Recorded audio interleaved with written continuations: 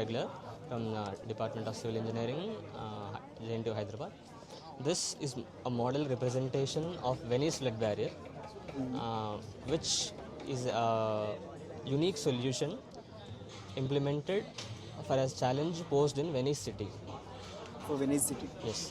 I would like to give a brief introduction on the challenge of Venice city. Okay. This is the Venice city, surrounded by a lagoon. What? A lagoon. This is a lagoon. Okay. The water in lagoon is replenished by seawater Okay. with certain inlets or choke points. Okay. So the water will be coming into the lagoon by means of seawater. It has its own hydrogeological advantages and disadvantages. What is its advantages? It is a major sea junction, a sea trade junction. It gives Italian cities and rest of the European countries. It is a junction actually. So this junction allows economic trading and tourism, transportation, and so on. The disadvantage is the altitude of this Venice city's highest altitude is just 1 meter above sea level. Okay. So now the problem with this Venice city is 1 meter above sea level. just 1 meter above mean sea level, Oh. highest altitude. So the natural problem is when there is a normal high tide, the city will be filled with water, filled with seawater. When the city is filled with seawater, the infrastructure and economic trading system will be damaged. So to avoid that, they constructed such a barriers in these major choke points or inlets. Each barrier is 20 meter wide, 18.6 to 29.6 meter length, 3.6 to 5 meter width, on a seabed of reinforced concrete called caissons, which weighs around 14,000 tons.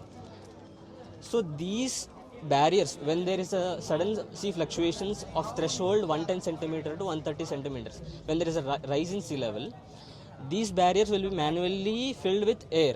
These are steel box type structures. Okay. Inside is hollow. It will be filled with air. So according to the rise in sea level, the amount of air will be supplied. Okay.